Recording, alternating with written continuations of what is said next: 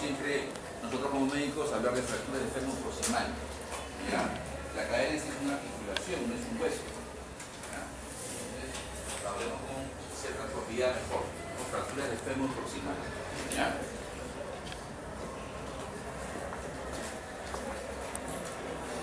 Y esto es el fémur proximal, ¿sí? Con todas sus partes, ¿no?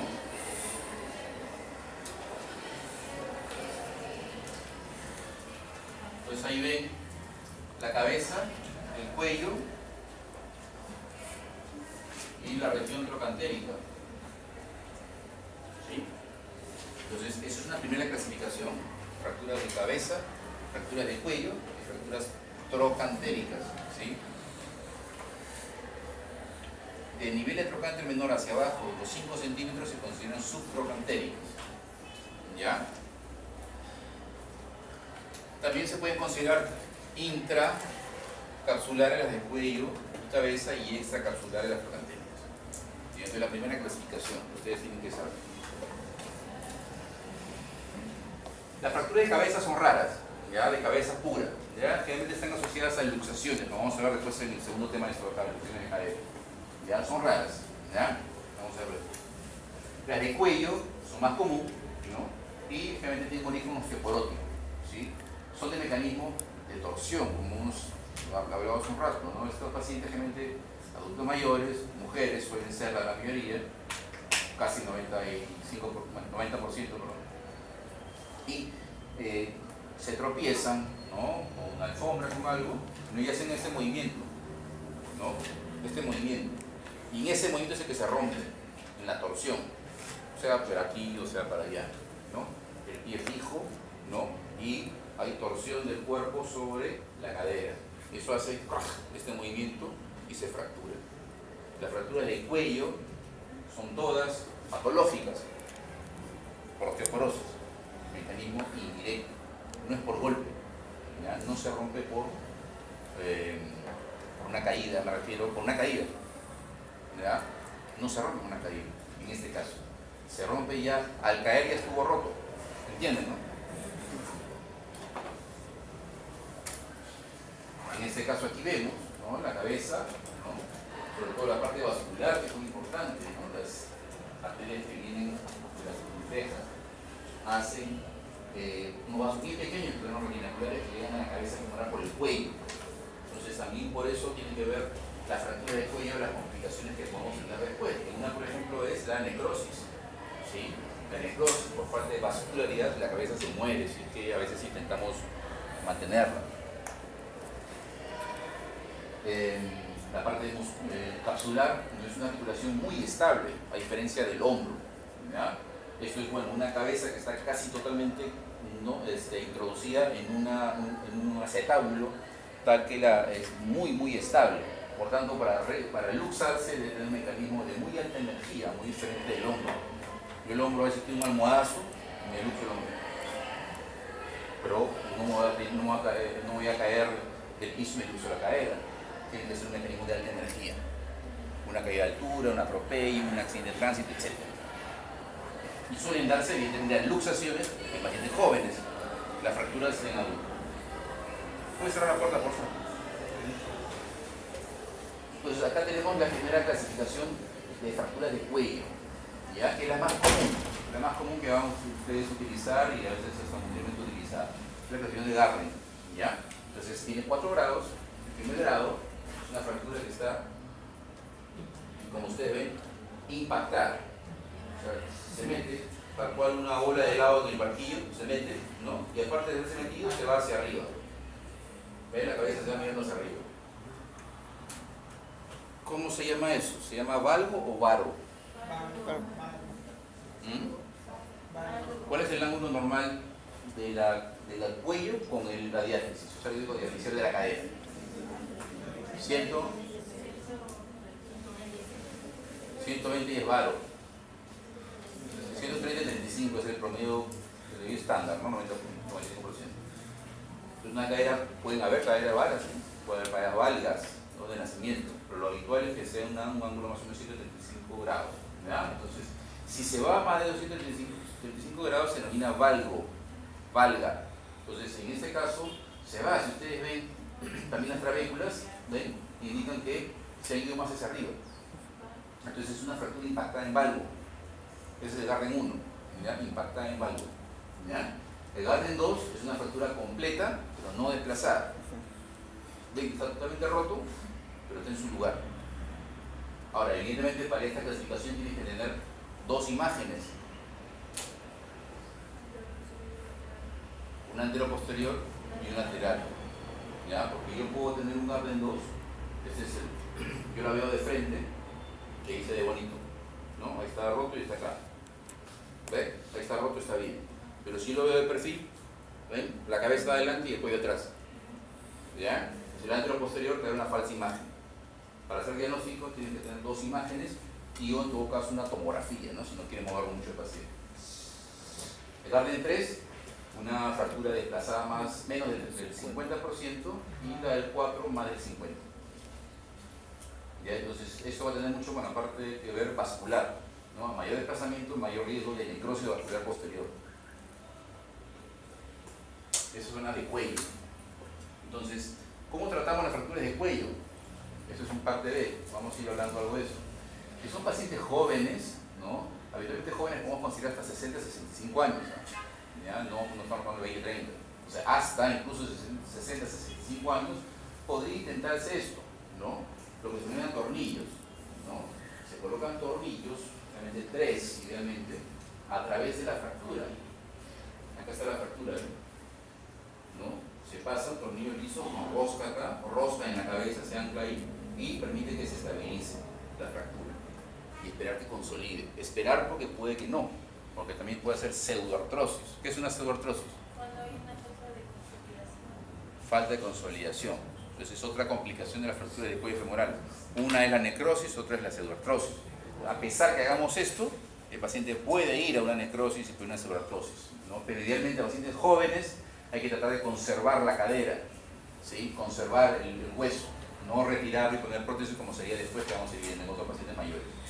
Entonces, pacientes jóvenes, intentar hacer osteosíntesis, reducción con tornillos, conservar la cadera, conservar el hueso.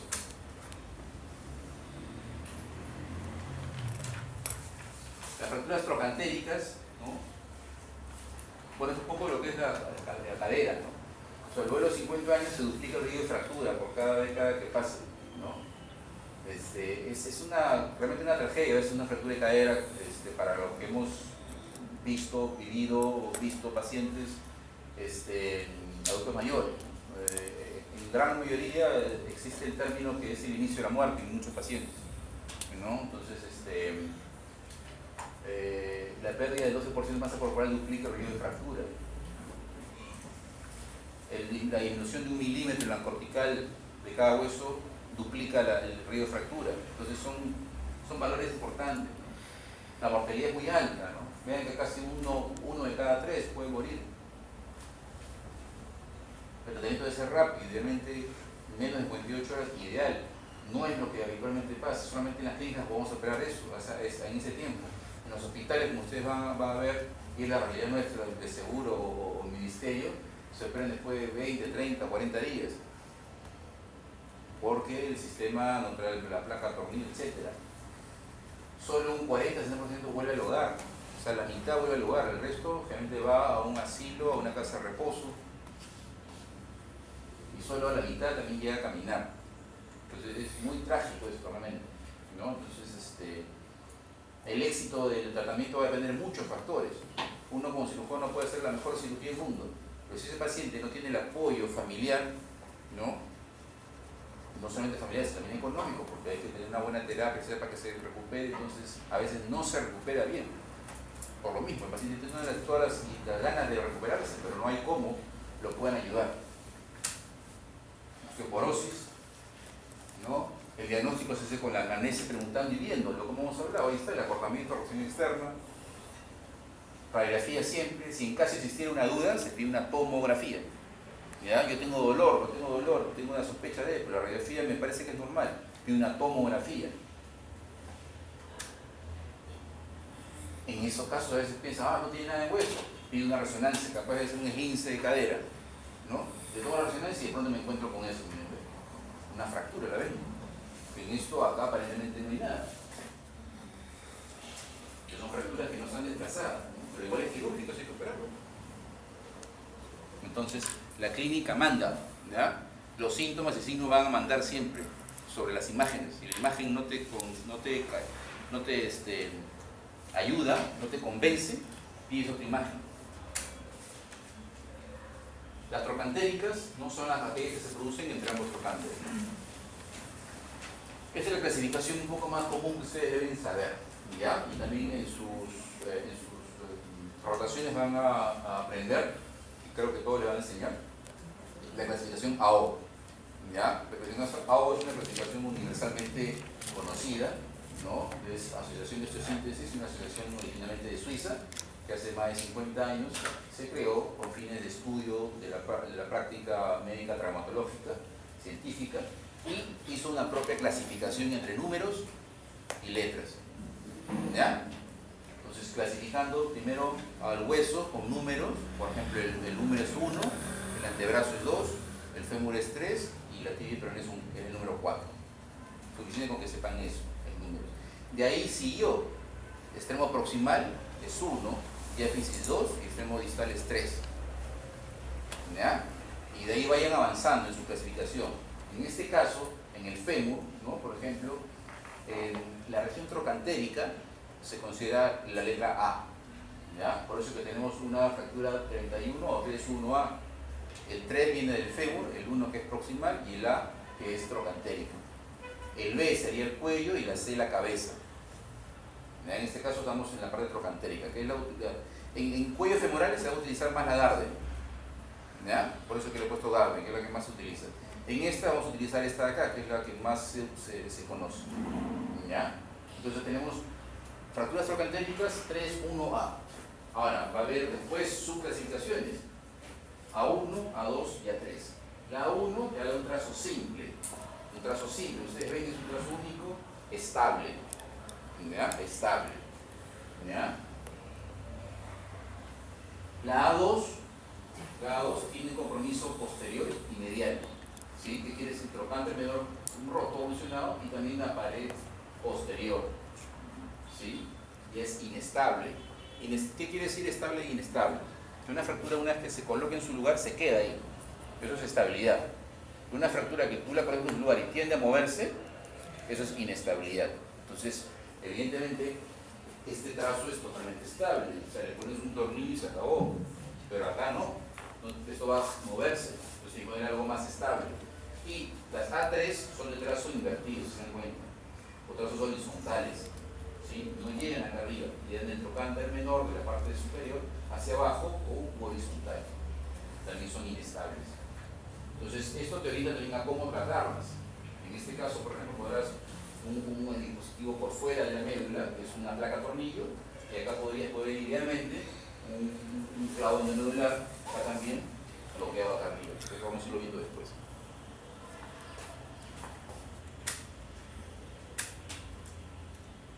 Entonces, por ejemplo, ¿no? Una fractura. ¿Qué tipo de fractura sería? Ya. ¿Qué número? 3. 3-1. A. 2. A1 es un trazo único. Es un trazo único. ¿Ya? Con el trocánter menor conservado. Es una 3-1 A1. ¿Ya? Entonces, en este caso, por ejemplo, siendo una fractura estable, podría colocársele esto acá, que es un sistema de placa tornillo, o DHS. DHS viene de sistema dinámico de cadera en inglés. ¿No? Se pone un tornillo acá que entra en la cadera, en la cabeza femoral, y una placa curva acá. Esto hace que cierre la fractura y que el paciente en 4 o 6 semanas pueda comenzar a pisar. Y esto comenzará a pegarse más suave con el piso. Sistema dinámico, porque acá hay cierto movimiento cuando consolida la fractura. En este caso, porque es una fractura trocantérica estable. Ahí está.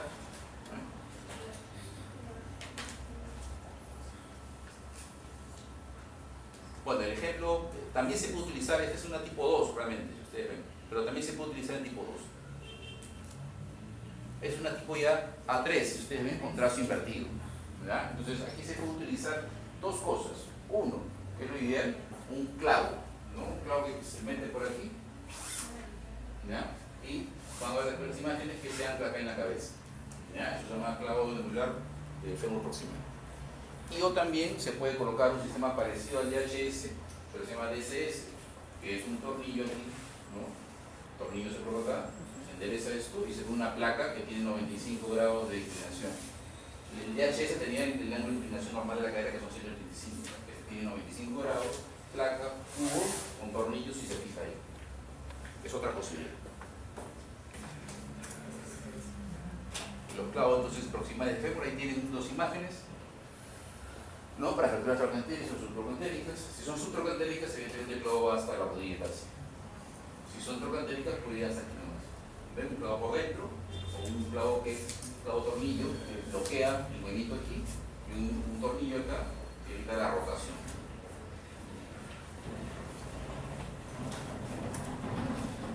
Ahí ven algo parecido, ¿sí? Un tipo de clavo, ¿no? En este caso con dos tornillos de bloqueo. Y después ya vemos lo que son las prótesis, ¿ya? Entonces, ya hemos hablado de fracturas de cuello, tratamiento, fracturas trocantéricas, nociones de tratamiento, ¿no? Y ahí hemos hablado de cuello en pacientes jóvenes. Se había utilizado sobre todo tornillos, ¿ya? Cuando son pacientes ya adultos, ¿no? Y o que tengan sobre todo poca actividad, y es lo que el tratamiento de una fractura de cadera va a depender mucho de lo que el paciente hace previamente a la caída, ¿ya? No mucho de la edad. Vamos a tener 100 años y estás lúcido y caminas y te vas solo al mercado y haces todo. Vamos a tener 20 años y también tienes una secuela de un accidente y estás paralítico o estás cuadripléjico, ¿ya? Entonces ambos pueden tener fracturas de cuello femoral y ambos son tratados diferentes, ya no es la edad, ¿ya? También incluye el estado cognitivo. Si tengo un paciente de 100 años, pero está demente, está con un Alzheimer severo, con una demencia vascular severa, entonces haremos un tratamiento más seguro para ese paciente, porque no va a cumplir órdenes, ¿ya? Entonces, esto por ejemplo es una prótesis que se llama parcial, ¿ya? ¿Para qué creen que sirve esta fractura? O este tipo de implante. ¿Para qué tipo de fractura?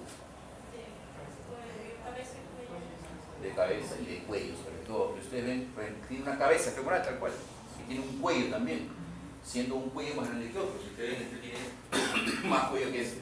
Este, por ejemplo, pasaría para subcapitales puras y esta para incluso hasta la base del cuello.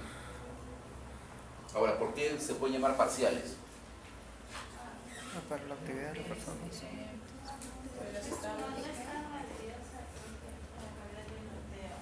A ver, ¿cómo que no están adheridos? ¿Por qué parcial y no total? Hay dos diferencias de ello. Porque la total tiene el acetato. La parcial solamente reemplaza la cabeza, en cambio la total reemplaza la cabeza y acetato. Claro, es lo que dicen, claro. O sea, la parcial solamente reemplaza la cabeza, no el acetábulo, ¿ya? Entonces, si yo coloco, por ejemplo, ya tengo una fractura, no hablemos de edades, nada, hablemos de una fractura de cuello femoral y le pongo una prótesis parcial, la de la derecha, por ejemplo, que va con cemento. Ya. Ahora, a ese paciente ahora yo digo, tiene 40 años de edad, tiene 60 años de edad y está lúcido, camina lo que quiere antes de la fractura, es joven, 60 años es joven, le pongo esta prótesis, ¿qué puede pasar? ¿Está correcto lo que he hecho? No, porque se puede desgastar en la. Claro, si ustedes ven, el contacto es directo de esto con el cartílago, y si yo le doy mucho, va a dolerme el primer día que me pare y lo voy a desgastar. Pero es una prótesis dolorosa siempre. Entonces, ¿en qué paciente voy a colocar eso? Mayores, postrados. Pacientes postrados, poco movimiento, intradomiciliario, porque no va a haber desgaste. Nada, con ajuste se van a poder parar, suficiente para que se siente, para que lo muevan sin dolor. Entonces, estas prótesis se colocan en ese tipo de pacientes. No estamos hablando de edades. Una paciente de 101 años, 102, no le vas a poner esto. Si esa paciente es lúcida y camina y hace lo que quiere, le ponen una total. ¿Sí? Hablemos, como le digo, ¿no? Para tratar las fracturas tienen varios factores, no solamente la edad, no solamente la fractura, es sobre todo lo que hace antes el paciente, que es importante. Ahí tienen, ¿no? Colocada la, pero como ustedes ven, de frente va con el cartílago y el acetábulo. Esta es otra prótesis que ya si ustedes ven, tanto tiene arriba como abajo un reemplazo. ¿Sí? Y aquí viene lo que se llama prótesis total. Ya reemplaza tanto el acetábulo como la cabeza femoral, ¿no? Y acá hay dos tipos de, ¿no? Las que son con cemento y sin cemento, ¿ya? Si ustedes ven, aquí en el acetábulo hay algo negro primero, que es metal, con una copa metálica, ¿no? Esa copa metálica hay dos formas de colocar en su lugar. Entran a presión, o sea, uno hace que le diga un agujero hasta 10 y mete una de 12 milímetros, por ejemplo, un ejemplo. Entonces entra a presión, ¿ya? Se hace un agujero más chico. Tiene una superficie rugosa, como lija, que eso hace que no rote, no es muy difícil. Sobre algo lija, que es el hueso que tienes que rasparlo, sobre algo lija se incorpora mejor, ¿ya? Y algunas tienen también agujeros, para que coloques tornillos, porque van a la pelvis, pero se queda ahí pegado. Y a eso le ponen lo que adentro se ve ahí, que es una copa de plástico, polietileno. Entonces, el juego se va a dar realmente entre un metal y un plástico, entre el metal de la cabeza y el plástico de la cabeza, del acetábulo. ¿En qué caso ponemos esto sin cemento? En pacientes que tengan buena calidad ósea. O sea, hablamos 65, 70, hasta 70, 75 podría ser, depende de, ¿no? Que soporten golpe, porque esto lo metes a martillo, para que se impacte. Si en caso ya tenemos un hueso más osteoporótico, hablamos 75, 80, 90, etc. Ya le ponemos esto, pero ya no lo de arriba con metal, sino de frente ponemos cemento y el plástico. Cemento y plástico.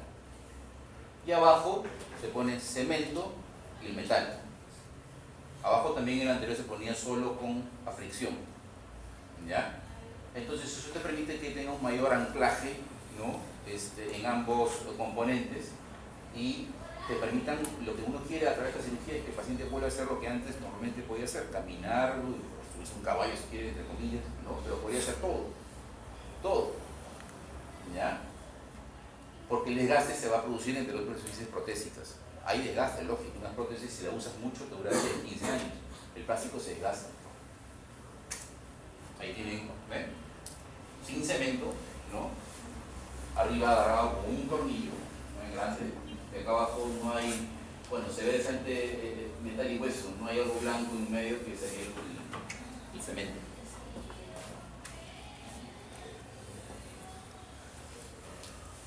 Bueno, entonces, a manera un poquito de resumen de las fracturas de cabeza, de cadera, o fémur proximal, entonces, hablamos de un paciente joven, ¿no? Joven, 55, es que el tema de ahora la expectativa de vida a medida que aumenta, ¿no? Todos estos parámetros van variando, ¿no? Actualmente el promedio de vida son 73 años acá en Perú, 73, hace 20 eran 65 menos, y esto va a ir progresando, entonces todo esto va a ir cambiando también, porque el paciente llega a esa edad y llega mejor físicamente que hace 20 años. Entonces, por eso un paciente joven, ¿no? La parte de osteosíntesis podría actualmente hasta unos 60, 65 años promedio, ¿no? El consenso es 55, pero podría llegarse un poquito más, ¿no? De poner esos tornillos, ¿no? De conservar la cabeza. Si ya tenemos 60, 65, 70 años, ya hablamos que tiene una calidad ósea, pues, bueno, no muy desgastada, ponemos una prótesis total no cementada, más de esa edad, una prótesis total cementada. Hablando de pacientes lúcidos que tienen buena actividad física previa antes de ello. Si tenemos como el último un paciente con poca actividad física o trastorno cognitivo severo, ponemos una parcial. ¿Sí? En caso para las trocantéricas, tenemos las trocantéricas pueden colocarse DHS o clavos proximales de fémur, y las subtrocantéricas DCS, pero actualmente se trata de colocar siempre los clavos proximales de fémur. La diferencia entre nosotros son costos habitualmente, ¿no? O sea, un DHS te puede costar hasta 1.500 soles o 2.000, ¿no? Y un PFN 10.000, ¿no? Que son 4 o 5 veces más el costo, entonces es por eso complicado que sobre todo en la parte de seguridad social y o ministerio actualmente siempre se utilizan más las primeras opciones. Bueno, entonces, ¿alguna pregunta sobre eso?